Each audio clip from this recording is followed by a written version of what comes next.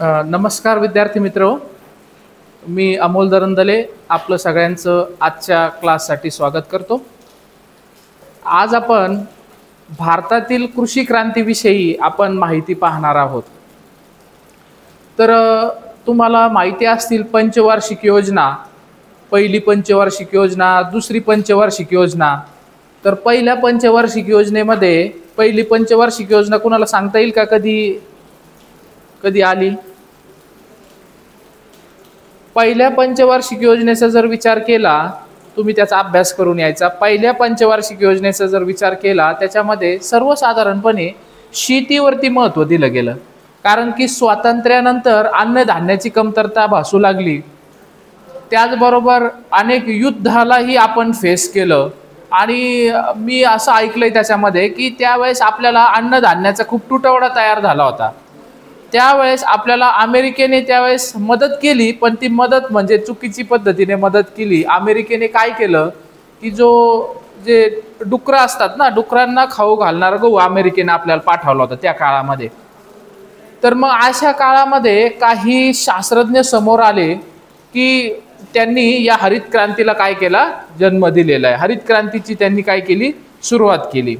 तर सर्वप्रथम हरित क्रांतीची सुरुवात जगामध्ये झाली होती।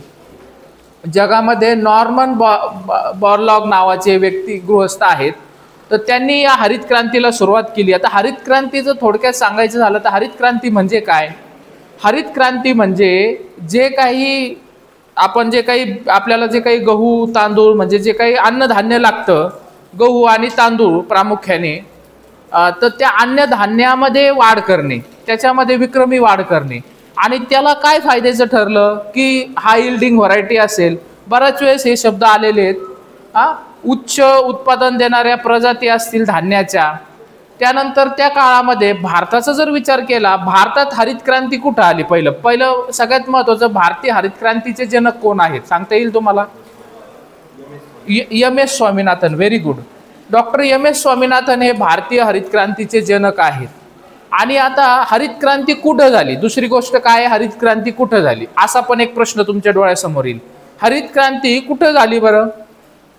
कुठल्या राज्यांमध्ये झाली? कारण की आपल्याला भारतातील हरित क्रांतीचा आपण अभ्यास करतोय ओमकारी।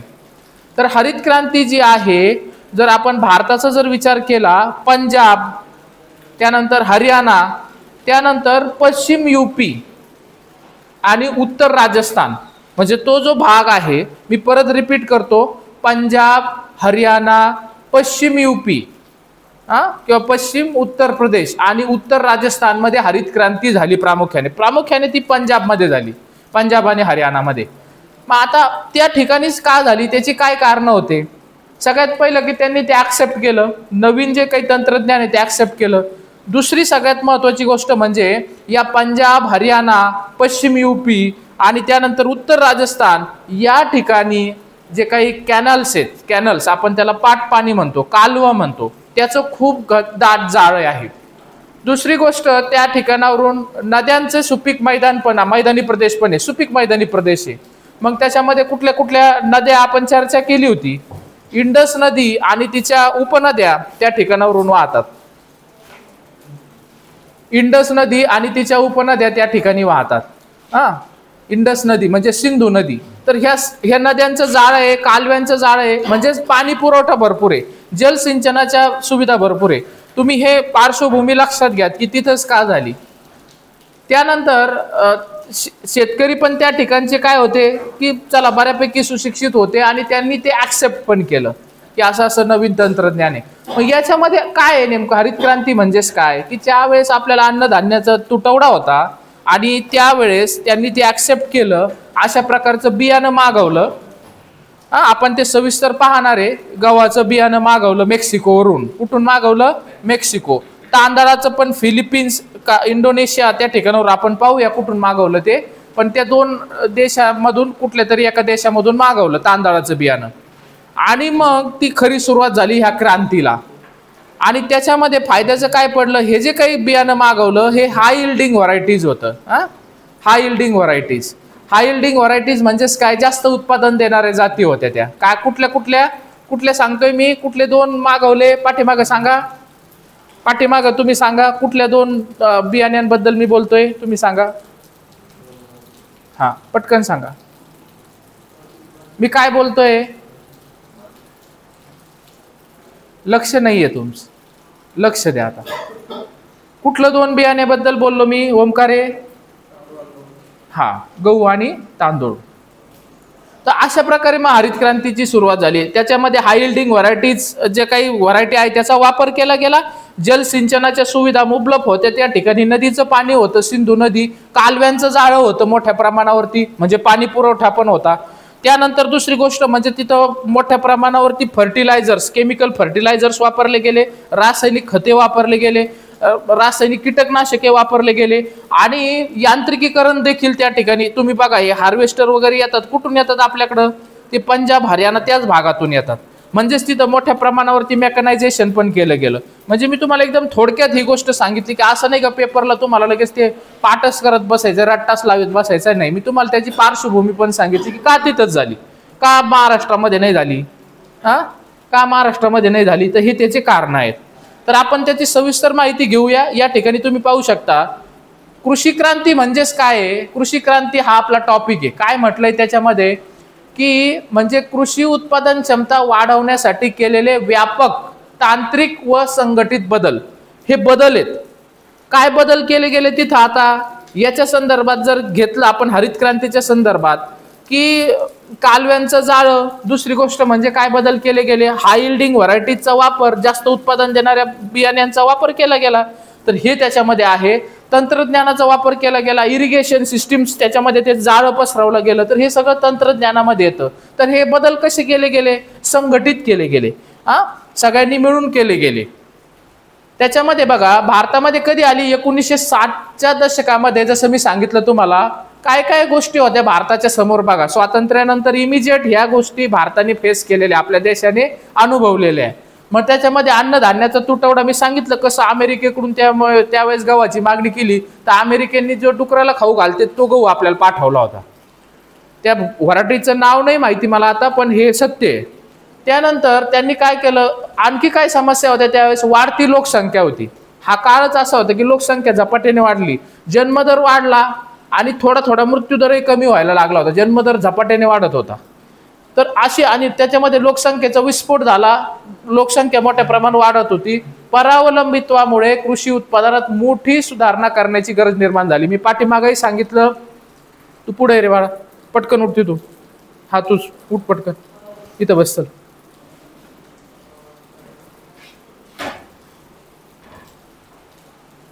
तर पाठीमागेही सांगितलं पहिली जे काही पंचवार्षिक योजना आहे याचा फोकसच मुळात शेतीवर होता. कारण की भारताला अन्नधान्य स्वयंपूर्ण बनवणे, अन्न सुरक्षा हे भारताच्या पुढे आव्हान होतं त्यावेळेस. आणि दुसरी जी पंचवार्षिक योजना आहे ती कशावर लक्ष केंद्रित केलं? उद्योगधंद्यांचं स्थानिकीकरण.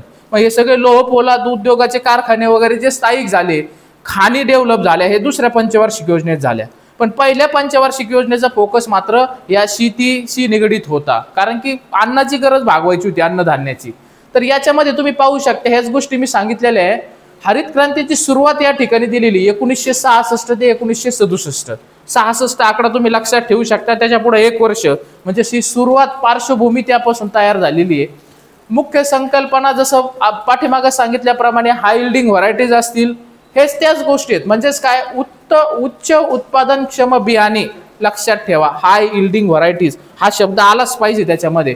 अजून काय म्हटलंय? रासायनिक खतेची चर्चा केली, सिंचनाचं जाळं, यांत्रिकीकरण आणि आधुनिक तंत्रज्ञानाचा वापर करून उत्पादन वाढवणे. लक्षात आलं? हरित क्रांतीची व्याख्या आहे. तुम्हाला विचारलं जाऊ शकतं परीक्षेला 20 शब्दामध्ये उत्तर द्या, हरित क्रांती म्हणजे काय? तर अशा प्रकारे तिथं तुम्ही उत्तर लिहिलं गेलं पाहिजे. आता त्याचे प्रवर्तक कोण आहे असाही प्रश्न विचारला जाऊ शकतो. हरित क्रांतीचे प्रणेते, भारतातील हरित क्रांतीचे प्रणेते कोण आहेत? तर ते कोण आहेत? Doctor M.S. स्वामीनाथन हे भारतात आहे. आणि जगातला जर प्रश्न विचारला, आम्ही सांगितलं होतं नॉर्मन बॉरलॉग आहे. आंतरराष्ट्रीय स्तरावर कोण आहे? Norman Borlaug. हे व्यवस्थित लक्षात ठेवा, इंटरनलच्या पेपरला प्रश्न असू शकतात त्यावरती. मुख्य केंद्र याचं पण मी सांगितलं होतं पंजाब त्याचा हॉटस्पॉट आहे. हॉटस्पॉट म्हणजे त्या ठिकाणी प्रामुख्याने ती उदयाला आली. पंजाब आहे, हरियाणा आहे, पश्चिम UP आहे आणि उत्तर राजस्थान आहे. तुम्ही नकाशा पाहिला तर तुमच्या एकदम ते क्लिअर होईल. भारताचा नकाशा जर पाहिला तर एकदम क्लिअर होईल. तर अशा प्रकारे इथं दिलेलं तेच राज्य पंजाब, हरियाणा, पश्चिम उत्तर प्रदेश. कारण काय, कारण ते पण दिलंय. कारण येथे सिंचन, पायाभूत सुविधा आणि शेतकऱ्यांच्या तांत्रिक स्तरावर शेतकऱ्यांचा तांत्रिक स्वीकार त्यांनी पटकन केला, लवकर केला. आता पायाभूत सुविधा म्हणजे काय, कोण सांगेल मला क्लासमध्ये पटकन? फक्त वाचायचं नाहीये या गोष्टी, मी तुम्हाला परत सांगतो. तुम्ही फक्त वाचून नोट्स कंप्लीट करणं म्हणजे दॅट्स नॉट, हे काही सगळं काही नाहीये. मला कोण सांगेल क्लासमध्ये पटकन की पायाभूत सुविधा म्हणजे काय? पायाभूत सुविधांचा काय केला गेला? विकास केला गेला किंवा सुधारणा केली गेली. त्याला इंग्लिशमधनं इन्फ्रास्ट्रक्चरल फॅसिलिटीज म्हणतात. कुणी क्लासमध्ये मला सांगेल का पायाभूत सुविधा म्हणजे काय? खूप महत्वाचं आहे तुमच्या कॉमर्समध्ये हे शब्दांचा अर्थ सुद्धा समजून घेणे. नाही असं नाही, मुख्य गोष्टी तेच विचारतोय ना, काय मुख्य गोष्टी म्हणजे काय नेमकं? मी विचारलं पायाभूत सुविधा म्हणजे काय? तंत्रज्ञान, ठीक आहे. बरं, आणखी पायाभूत सुविधांचा जर विचार केला त्याच्यामध्ये पहिलं म्हणजे रस्ते येतात. काय येतं? रस्ते येतात. रस्ते येतात, पूल येतात, वीज येते, पाणी पुरवठा येतं. हे काय झाल्या? ह्या सगळ्या पायाभूत सुविधा झाल्या. तर पायाभूत सुविधांचा सुधारणा केली गेली. पायाभूत सुविधावर चांगला अभ्यास करा. त्यानंतर हरित क्रांतीची मुख्य वैशिष्ट्ये जर पाहिली आपण, हे जे हाय इल्डिंग व्हरायटीज जे आहेत किंवा उच्च उत्पादनक्षम जे वाण आहेत, बघा बरं का, मराठीतून शब्द प्रणाली अशी आहे, त्याला उच्च उत्पादनक्षम वाणांचा वापर केला गेला. त्याच्यामध्ये कुठले? प्रामुख्याने गहू, तांदूळ, मका, ज्वारी, बाजरी इत्यादीसाठी. पण प्रामुख्याने ते दोनच आहेत. कुठले? गहू आणि तांदूळ. आणि हे सगळेच काय आहे? अन्नधान्य आहे. लक्षात घ्या, हे सगळंच काय? अन्नधान्य आहे. म्हणजे रासायनिक खते, कीटकनाशकांचा मोठ्या प्रमाणावरती वापर, सिंचन, पायाभूत सुविधा वाढवणे. सिंचन, पायाभूत सुविधा. आता पायाभूत सुविधा आपण रस्ते ते तर पाहिलंच, पण सिंचनाच्या पायाभूत सुविधा कुठल्या आहेत? कालवे, म्हणजे आपण त्याला म्हणतो पाट आपल्याकडं आपल्या भाषेमध्ये. त्याच्यानंतर काय? ट्यूबवेल. ट्यूबवेल म्हणजे आपण त्याला बोरवेल म्हणतो. आणि ड्रिप इरिगेशनचाही काय केला गेला? त्यावेळेस प्रसार केला गेला. यांत्रिकीकरण, ट्रॅक्टर, हार्वेस्टर, थ्रेशर. पहिले बघा आपल्याकडे मळणी यंत्र होती, त्याला काय म्हणतात? थ्रेशर म्हणतात. तर त्यांचा वापर मोठ्या प्रमाणात केला गेला. बहुफसली पद्धत, मल्टिपल क्रॉपिंग. त्याच्यामध्ये वर्षभरामध्ये एकापेक्षा जास्त पिकं घेणं शक्य, साहजिकच आहे ना. ज्याच्याकडे पाणी आहे, आपल्याकडेच तुम्ही विचार करा, ज्याच्याकडे पाण्याची सुविधा, बागायती शेती काय म्हणतो आपण? बागायती शेती काय कन्सेप्ट आहे आणि जिरायती शेती काय कन्सेप्ट आहे? ज्याच्याकडे पाणी आहे तो वर्षातून 2-3 पिकं घेईल की, आणि ज्याच्याकडे पाणीच नाही, पावसाच्या पाण्यावर अवलंबून आहे, तो एखादं खरीपाचं पीक घेईल आणि जमलंच तर एखादं रब्बीचं घेईल. पण ज्याच्याकडे पाणी आहे तो काय करेल? एकापेक्षा जास्त मल्टिपल क्रॉपिंग, म्हणजेच वर्षभरात एकापेक्षा जास्त तो पिकं घेणं तिथं शक्य झालं. का? जलसिंचन आहे, पायाभूत सुविधा आहे, खतांचा मुबलक पुरवठा आहे, हे सगळ्या गोष्टींमुळं. त्यानंतर आपण पाहू शकता कृषी विस्तार सेवा व संशोधन केंद्राची स्थापना केली गेली. हे जे ICAR आहे, Indian council of agricultural research, इथं नाही दिलेला फुल फॉर्म, तुम्ही लिहून घ्या. ICARचा फुल फॉर्म, वया पेन तुमचं. Indian council of agricultural research, त्याची स्थापना केली गेली. त्यानंतर राज्य कृषी विद्यापीठांची स्थापना केली गेली. राज्य कृषी विद्यापीठे माहिती आहे ना? एक उदाहरण द्या बरं राज्य कृषी विद्यापीठांचं. राज्य कृषी विद्यापीठांचं उदाहरण द्या. आपल्या राज्यातल्या एखाद्या कृषी विद्यापीठाचं नाव सांगा पटकन. पटकन पटकन. आपल्या राज्यातल्या एखाद्या कृषी विद्यापीठाचं नाव सांगा, फक्त एवढंच म्हटलंय मी. आपल्या राज्यातल्या. आपल्या जवळ असून आपल्याला सांगता येत नाही, मग आपणच आपल्याला हे केलं पाहिजे, आपली तपासणी केली पाहिजे. काय नाव आहे बघा ना, आपल्या जवळ आहे इथे. महात्मा फुले कृषी विद्यापीठ राहुरी, इथे जवळ आहे. उमर सोडलं का उमऱ्याच्या पुढे त्याचा पूर्ण भाग चालू होतो महात्मा फुले कृषी विद्यापीठाचा. मग अशी राज्य कृषी विद्यापीठांची स्थापना केली गेली. ICAR ची स्थापना केली. Indian council of agricultural research, त्याची स्थापना केली गेली ह्याच काळामध्ये. आता हरित क्रांतीचे गुणधर्म किंवा फायदे काय आहेत बरं? काय आहेत हरित क्रांतीचे फायदे? सगळ्यात महत्त्वाचं म्हणजे अन्न सुरक्षा, अन्न सुरक्षा व स्वयंपूर्णता. मी तुम्हाला सांगितलं कशा प्रकारे अमेरिकेने आपलं काय केलं, काय पाठवलं आपल्याला खायला, मी तुम्हाला सांगितलं. मग याच्यातून काय झालं, स्वयंपूर्णता पण झाली, अन्न सुरक्षा, गहू व तांदळाचे उत्पादन प्रचंड वाढलं, मोठ्या प्रमाणावरती त्याचं काय झालं, उत्पादन झालं आणि भारत अन्नधान्यात स्वयंपूर्ण झाला. ते नव्हता पाठीमागं, तर भारत स्वयंपूर्ण झाला. 1970 नंतर धान्य आयातीवरचा अवलंब कमी झाला. निश्चितच होणार ना, की पहिलं अन्नधान्य काय करावं लागायचं, आयात करावं लागायचं, आणि त्याच्यानंतर काय झालं, त्याचं जे डिपेंडन्सी आपली ती काय झाली, कमी झाली. त्यानंतर कृषी उत्पादन क्षमतेमध्ये वाढ झाली. एकाच क्षेत्रातून दुप्पट तिप्पट उत्पादन मिळू लागलं ना, मोठ्या प्रमाणावर. आता याच्यामध्ये काय आहेत, हे मेन गोष्टी आहेत. काय, हाय यील्डिंग व्हरायटीचा वापर, जलसिंचनाचं जाळं, पायाभूत सुविधा, आणि त्याच्यामधून काय झालं, दुप्पट तिप्पट. जे पहिल्यांदा समजा आपल्या भाषेत सांगायचं झालं तर पहिल्यांदा समजा एकरी 10 पोते होत होते, तर आता 20 पोते व्हायला लागले. झालं की दुप्पट तिप्पट उत्पादन. तर अशा प्रकारे सांगता येईल पंजाब हरियाणात गव्हाचे उत्पादन जगातील सर्वोच्च पातळीवर जाऊन पोहोचलं, म्हणजे एवढ्या मोठ्या प्रमाणावर. मुळात पंजाब हरियाणा हा जो प्रदेश आहे त्या ठिकाणी सुपीक माती आहे, कारण की जी सिंधू नदी आहे तिच्या उपनद्या त्या भागातून वाहतात आणि गाळाची सुपीक माती त्या ठिकाणी आहे. आणि परत त्याच्यामध्ये जलसिंचनाची सुविधा उपलब्ध झाली, म्हणजे त्याच्यामुळं जगाच्या पातळीवर उत्पादन वाढलं. फक्त भारतातच नाही, जगाच्या पातळीवर हे गहू तांदळाचं उत्पादन मोठ्या प्रमाणावर वाढलं. दुसरं काय म्हटलंय त्यांनी, की शेतकऱ्याच्या अरे त्यातून पैसा मिळणार की नाही.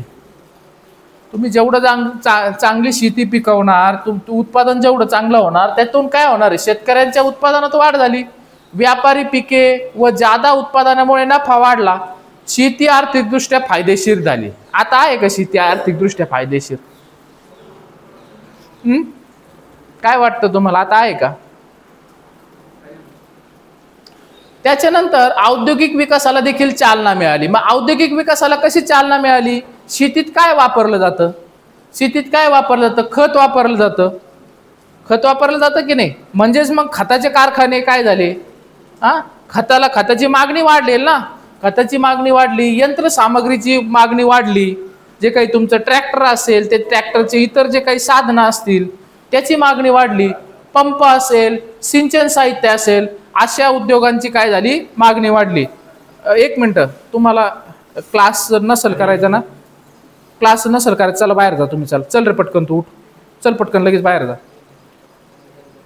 क्लास नसेल करायचा तुम्ही बाहेर जा, मी तुम्हाला एकदम पोलाइट रिक्वेस्ट करतो. चल बरं, उठ तू, चल जा बाहेर.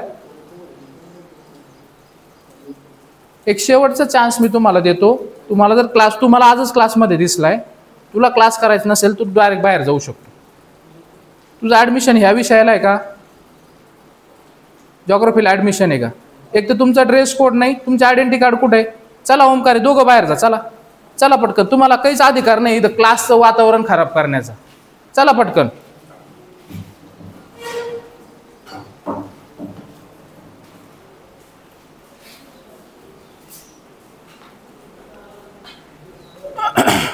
माफ करा, कारण काय होतंय, असे 1-2 विद्यार्थ्यांमुळे पूर्ण क्लास जर डिस्टर्ब होत असेल तर तेवढा आम्हाला अधिकार आहे की तुम्ही क्लास नाही केला तरी चालेल, काहीच हरकत नाही.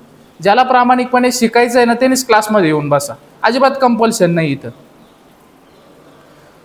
कारण की मी आल्यापासून बघतोय की त्यांचं काहीतरी वेगळंच चालू आहे, आणि मी सांगतोय, मी पुढं शिकवतोय, तरी तेच चालू असलं तर तुम्ही सगळं माझ्या हातात आहे. मग बघा तुम्ही पुढं काय करायचं ते.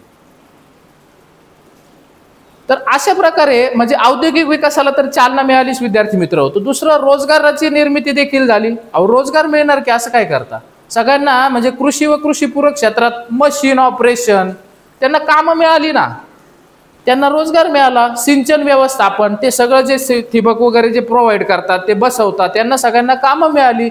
खत उत्पादन, खताचं जे उत्पादन केलं जायचं ते त्याची मागणी वाढल्यामुळं ऑटोमॅटिकच जे फर्टिलायझर इंडस्ट्री आहे ती फायद्यात आली, त्याची वाढ झाली, रोजगाराच्या संधी वाढल्या.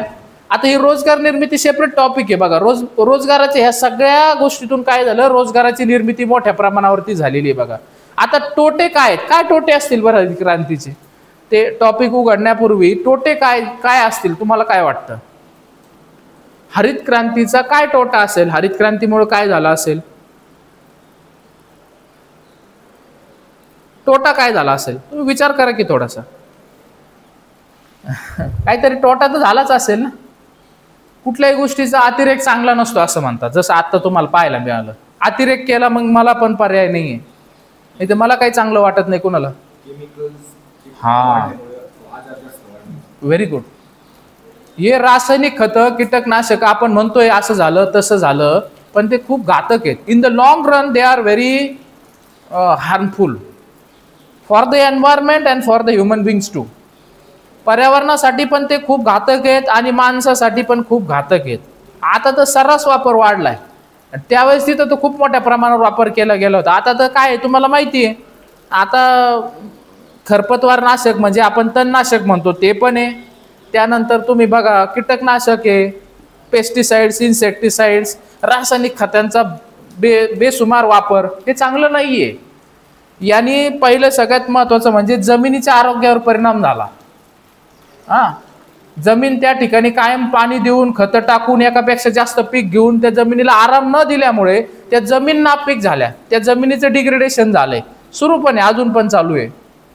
जमिनीमध्ये जर तुम्ही पाहिलं, तुम्हाला जर माहिती असेल, सुभाष पाळेकरांचं जर नाव ऐकलं असेल तुम्ही, जमिनीमध्ये खूप मोठ्या प्रमाणावरती काय असतात, सूक्ष्मजीव असतात. तर ते सूक्ष्मजीव त्या युरियाने मारतात. आता त्या कीटकनाशकांनी पण मारतात, पण पर्याय पण नाही भारतीय शेतकऱ्यांच्या पुढं. कारण की तुम्ही जैविक खतं जर पाहिले, जैविक कीटकनाशकं पाहिले, त्याच्यावर गव्हर्नमेंटचं काहीच नियंत्रण नाहीये. कदाचित गव्हर्नमेंटला रासायनिक पासून जास्त फायदा असेल, त्यामुळे जैविक वरती गव्हर्नमेंट सबसिडी पण देत नाही किंवा आपण त्याला इन्सेंटिव्ह सवलती पण देत नाहीये. तो एक वेगळा विषय होईल. पण त्याचे तोटे असे झाले बघा, जमिनीवर तोटा झाला, जमिनीचं डिग्रेडेशन झालं, मातीचं मृदेचं डिग्रेडेशन झालं, त्याची अवनती झाली. त्याच्यानंतर मातीची उत्पादकता, सुपीकता कमी व्हायला लागली.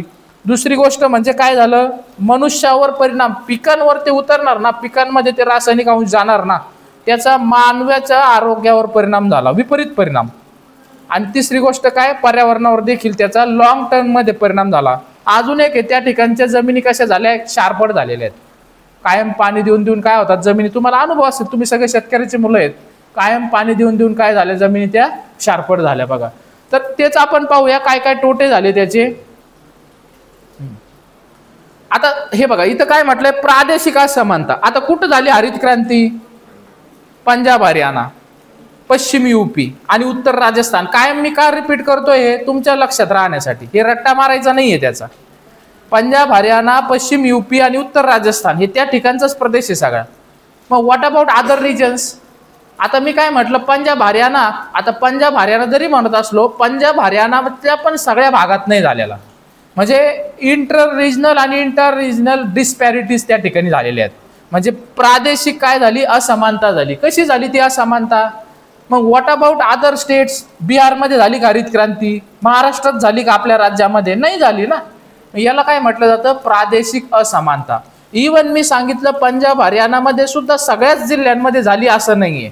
सगळ्याच जिल्ह्यांमध्ये त्याचा प्रचार प्रसार त्याची इम्प्लिमेंटेशन झालं असं नाहीये. तर हरित क्रांतीमुळे प्रामुख्याने सिंचन सुविधा असलेल्या पंजाब, म्हणजे ज्या ठिकाणी, रिमेंबर, ज्या ठिकाणी इरिगेशन फॅसिलिटीज आहेत, जलसिंचनाच्या सुविधा, त्या ठिकाणीच झाली. पंजाब, हरियाणा आणि पश्चिम प्रदेशापुरतीच मर्यादित राहिली. म्हणजे बघा, पंजाबमध्ये सुद्धा काय आहे, असमानता आहे. त्यानंतर दुष्काळी पावसावर अवलंबून असलेले प्रदेश, विदर्भ, मराठवाडा म्हणजे आपला महाराष्ट्र, बिहार, ओडिसा, यामध्ये मागे राहिले. ऑफकोर्स ना, असं होणारच ना की सगळ्यांना त्याचा लाभ झाला का? नाही झाला. म्हणजेच काय झाली विद्यार्थी मित्र, प्रादेशिक असमानता याला म्हणतात. प्रदेशामध्ये काय झालं, असमानता झाली. अजून त्याच्यामध्ये तुम्ही पहा काय म्हटलंय, पिकांची एक, त्याला मोनोकल्चर म्हणतात. एक सुरिता म्हणजे काय, मोनोकल्चर म्हणजे एकच पीक, गहू व तांदळावर जास्त भर, त्यामुळे इतर पिकांची, डाळी असतील, तेलबिया असतील, त्याची लागवड काय झाली, कमी झाली. एकच पिकावर भर दिला गेला ना, दुसरं पीक कशाला घेईल शेतकरी? त्यातूनच फायदा मिळू लागला आणि मग दुसरं पीक त्याच्यामुळे कमतरता तयार झाली. म्हणजे डाळी असतील, वेगवेगळ्या प्रकारच्या डाळी, तेलबिया, त्यांची लागवड कमी झाली आणि त्याच्यामुळे काय झालं, पोषण तुटवडा व जमिनीची जैवविविधता घटली. जमिनीची पण जैवविविधता असते, मृदेमध्ये सूक्ष्मजीव असतात, म्हणजेच मृदेची पण एक काय असते जैवविविधता असते, ती त्याच्यामुळे काय झाली, कमी झाली. पर्यावरणीय हानी सेपरेट टॉपिक दिलाय त्यांनी, हे मी आता आपण डिस्कस केलेलं आहे की जमिनीची सुपीकता कशी घटली. भूगर्भ सगळ्यात महत्वाचा एक पॉइंट राहिला, भूगर्भ जल पातळी खाली गेली, पाण्याची पातळी काय झाली, खाली गेली झपाट्याने. कारण की आपण बघा जलसिंचनाच्या सुविधामध्ये कालवे तर आहेच आहेत, अजून काय सांगितलं होतं, ट्यूबवेल. मग आता ट्यूबवेल असतील, त्याच्यानंतर वेल्स असतील, ट्यूबवेल म्हणजे बोर आपल्या भाषेमध्ये, विहिरी असतील, पाण्याची पातळी खाली जाणार ना, पाणी खूप लागतं. ज्यावेळेस तुम्ही रासायनिक खतं टाकता मग पाणी तर आणखीन द्यावं लागतं, त्याच्यामुळे काय झालं, भूगर्भ जलाची पातळी पण खाली गेली. बघा आता आर्थिक विषमता पण झाली. कशी झाली, मोठ्या भांडवलदार शेतकऱ्यांचा जास्त फायदा झाला त्याच्यामध्ये, जे मोठे ज्याच्याकडे पैसा होता, ज्यांनी मोठ्या प्रमाणात पैशाचं भांडवल गुंतवलं, रासायनिक खतं टाकली, जास्त शेती यांत्रिकीकरणाखाली आणली, आणि लहान शेतकरी कसे झाले, कर्जबाजारी झाले. हे पण झालं, ह्या पण गोष्टी लक्षात घ्यायला पाहिजे. त्यानंतर तांत्रिक साधनांच्या खर्चामुळे गरीब शेतकरी स्पर्धेत मागे राहिले, त्यांच्याकडे कुठून येणार पैसे एवढे. हे तिथं काय झाली, कॉम्पिटिशन सुरू झाली, आणि त्या कॉम्पिटिशनमुळे काय झालं की गरीब शेतकरी काय झाले, या स्पर्धेमध्ये मागे राहिले. बघा त्यानंतर आरोग्याच्या समस्या, तिथं राहू द्या, हा त्यांचे मोजा आणि तिथंच ठेवा सध्या. आरोग्याच्या समस्या, आरोग्याच्या काय समस्या आहेत, अन्नधान्यातील रासायनिक अवशेषांमुळे आरोग्यविषयक धोके वाढले, मी चर्चा केलेली आहे आधीच तुमच्या संग. आणि निष्कर्ष काय वाटतं बरं तुम्हाला, निष्कर्ष काय देता येतील आपल्याला याच्यामधून. हा बरोबर आहे. हे बघा तो काय सांगतोय की चला निष्कर्षामध्ये काय की चला ठीक आहे, ते त्यावेळेसची गरज होती, पण तरी पण आपण काय करू शकतो, शिफ्ट करू शकतो. याच्यामध्येच रासायनिक खतांचा वापर कमी करून सांगितल्याप्रमाणे, तुमचं नाव यश ना, यशनी सांगितल्याप्रमाणे काय करू शकतो आपण, जैविक खतांचा वापर जास्त करू शकतो. आपण त्याला ऑर्गॅनिक फार्मिंगला प्रमोशन करू शकतो. तरी पण एक शेतकऱ्यांना एक मार्ग खुला झाला, त्यावेळेसची गरज भागली. आपण पाहूया निष्कर्ष सविस्तरपणे याच्यामध्ये. हे बघा, हरित क्रांतीने भारताला अन्नधान्य स्वयंपूर्ण केले, म्हणजे आपल्याला फूड सिक्युरिटी लाभली, त्याच्यामुळे स्वयंपूर्ण केले. परंतु तिच्या प्रादेशिक, सामाजिक आणि पर्यावरणीय परिणामांचे दुष्परिणाम दीर्घकाळ टिकून आहेत. भविष्यातील कृषी विकासासाठी हरित क्रांती म्हणजे 2 किंवा शाश्वत व समावेशक कृषी पद्धती आवश्यक आहेत. म्हणजे दुसरी हरित क्रांती होण्याची गरज आहे, पण ती कशी, शाश्वत पाहिजे, समावेशक पाहिजे, म्हणजे सगळ्यांना त्याचा लाभ झाला पाहिजे. असं नाही की ठराविक लोकांनाच त्याचा लाभ होतोय आणि बाकीच्यांना काहीच लाभ होत नाही, असं नाही व्हायला पाहिजे ना. तर हे सर्व समावेशकता आणि शाश्वतता, त्याला सस्टेनेबल म्हणतो आपण त्याला. म्हणजेच त्या ठिकाणी हे जसं जैविक खतांचा वापर, आपण पाहिलं हिरवळीच्या खतांचा वापर, त्याला प्रमोशन दिलं गेलं पाहिजे गव्हर्नमेंटकडून, तर त्याचा फायदा होईल ना, ऑटोमॅटिक फायदा होईल. तर अशा प्रकारे, म्हणजे असं नाही का तुम्ही त्याचे डायरेक्ट नकारात्मकच लिहायचं. इथं सुरुवातच कशाने केल्या, हरित क्रांतीने भारताला अन्नधान्यात स्वयंपूर्ण केले, परंतु म्हणजे पुढे परत नकारात्मक त्यांनी त्याच्या बाबी टाकल्या. उत्तर लिहिताना हेच करावं लागतं. पहिलं त्याचं सकारात्मक काय आहे, त्याचे काय फायदे काय आहेत ना, त्याचे पॉझिटिव्ह, त्या गोष्टीला पॉझिटिव्ह घ्यावं लागतं सकारात्मक दृष्टीने, आणि नंतर तुम्ही थोडक्यात काय मांडू शकता, त्याच्यातून तोटे काय झालेले आहेत तर ते देऊ शकता तुम्ही. आता भविष्यात मग हरित क्रांती एक झाली म्हणून काय चालणार आहे, हरित क्रांती 2 व्हायला पाहिजे. तर हे क्रेडिट सगळं डॉक्टर M.S. स्वामीनाथन यांना आहे. उद्या तुमच्यातला एखादा स्वामीनाथन तयार झाले का पुढची हरित क्रांती होईल 2, हो की नाही, होईल ना, का नाही होणार. तर अशा प्रकारे आता दुसरा जो टॉपिक आहे, वेळ आहे आपल्याला, तो पण आपण सुरू करणार आहे. Very interesting topic. आता या आपण पाहिलं काय, हरित क्रांती. आता दुसरं काय, श्वेत क्रांती. कशाबद्दल असेल बरं श्वेत क्रांती, श्वेत म्हणजे काय याचा मला अर्थ सांगा पहिलं तुम्ही, काय हो श्वेत म्हणजे. श्वेत म्हणजे पांढरा कलर, कसा, पांढरा, व्हाईट. आणि व्हाईट काय असतंय, दूध असतं. काय असतं, दूध असतं ना.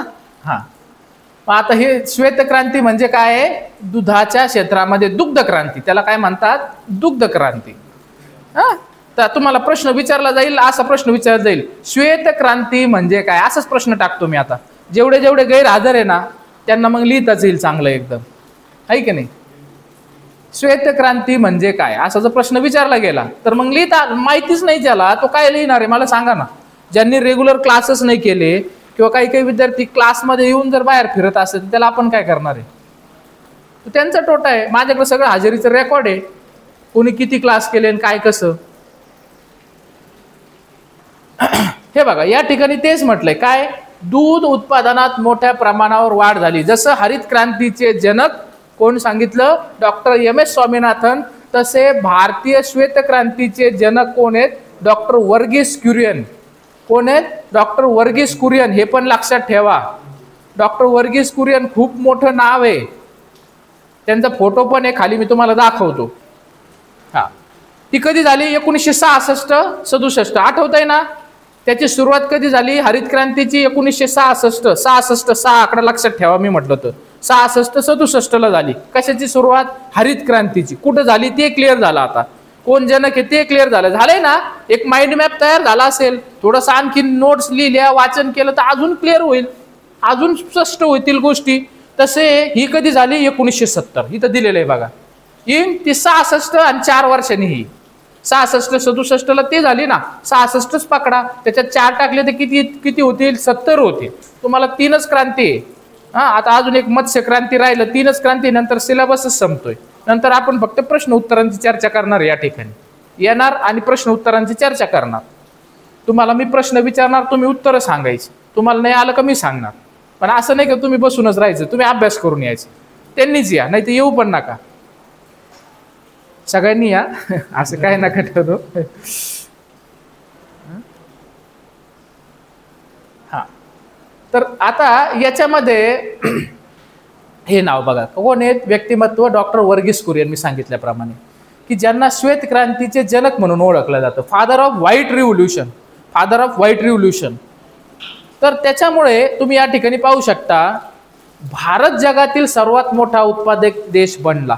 तुम्हाला आठवत असेल की नाही मला माहिती नाही, एक 5-6 दिवसांपूर्वी किंवा पाठीमागच्या एका क्लासमध्ये मी तुम्हाला सांगितलं होतं, अमेरिका काय करतंय, आपल्याला आपलं जे काही भारतीय दुधाचं मार्केट आहे हा ते त्याच्यामध्ये हस्तक्षेप करू पाहत. पण भारत सरकारने त्याला डायरेक्ट नकार दिला. का माहितीये तुम्हाला, का माहितीये, कारण की अमेरिकेमधलं जे दूध आहे ते कसं आहे, नॉन व्हेज दूध आहे. आणि भारतामध्ये नॉन व्हेज म्हणजे त्या गायांना नॉन व्हेज घातलं जातं आणि ते दूध आहे. त्याच्यामुळं भारत सरकारने, मोदी गव्हर्नमेंटनी त्याला डायरेक्ट काय केला, नकार दिला. मला आठवतंय, मी तुम्हाला हे सांगितलं होतं, कुठलं राज्य अग्रेसर आहे दूध उत्पादनामध्ये आज, म्हणजे आता जो रिसेंट डाटा आहे त्याच्यामध्ये उत्तर प्रदेश हे राज्य. कधी उत्तर प्रदेश अग्रेसर असतं, कधी राजस्थान अग्रेसर असतं, पण आज कोण आहे टॉपला, उत्तर प्रदेश हे राज्य भारतामध्ये दूध उत्पादनाच्या बाबतीमध्ये टॉपला आहे. उत्तर प्रदेश. जगामध्ये कोण आहे, अमेरिका आहे.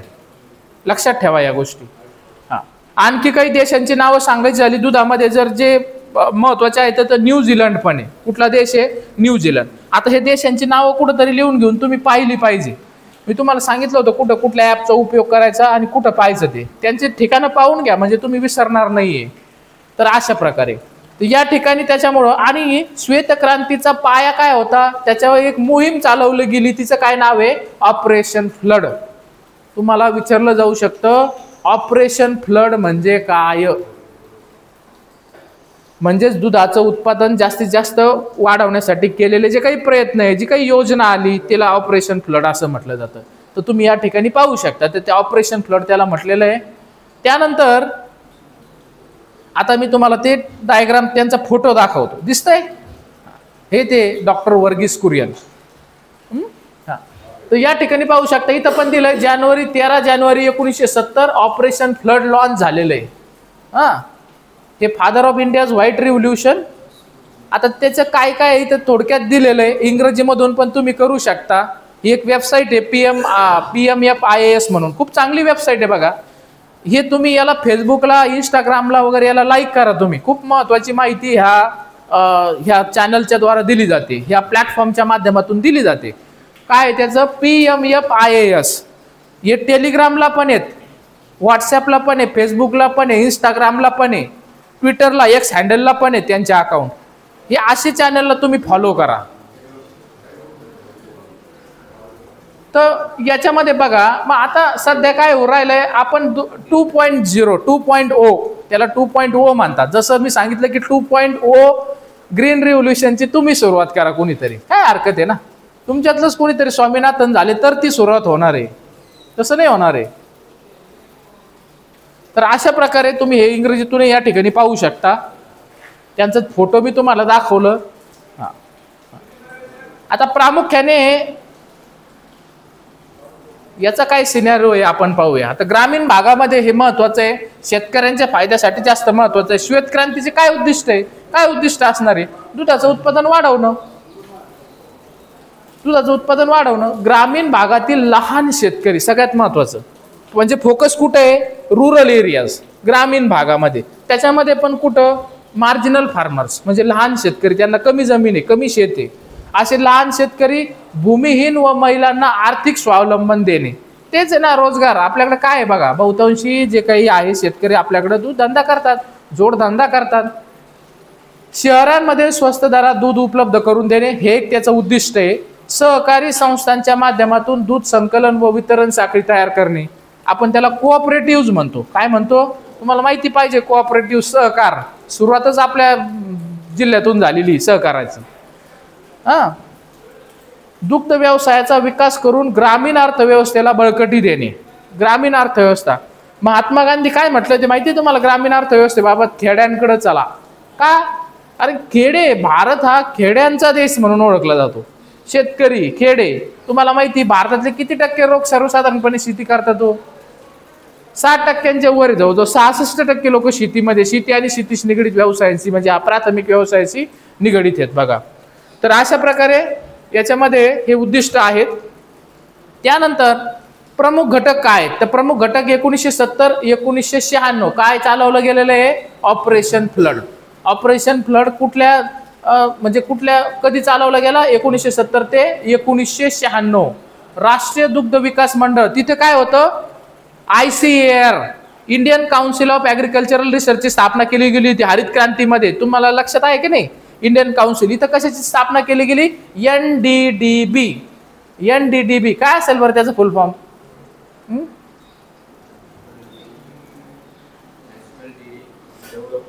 Board. Very good. National dairy development board, NDDB.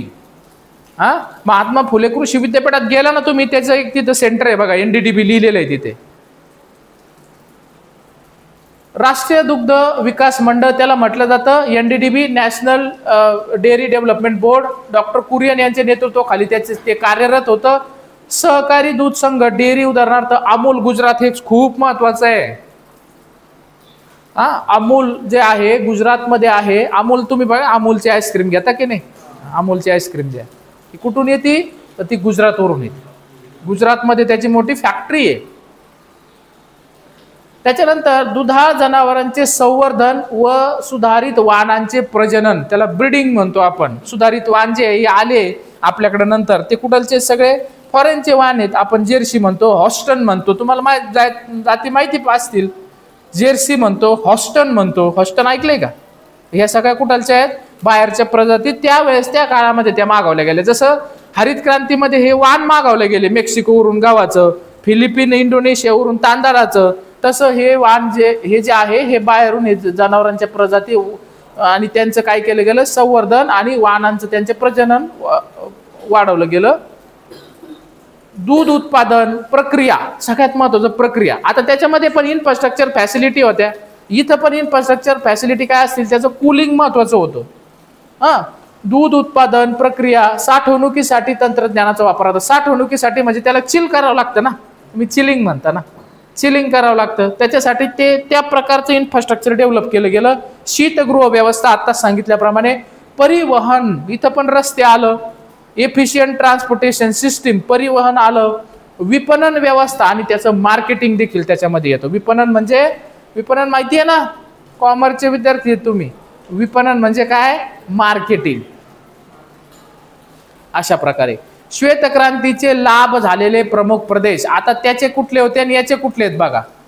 जवळजवळ गुजरातमध्ये, अमूलमध्ये सगळ्यात जास्त. सहकारी दूध संघटनांचे यशस्वी उदाहरण, श्वेतक्रांतीचे केंद्रस्थान काय आहे?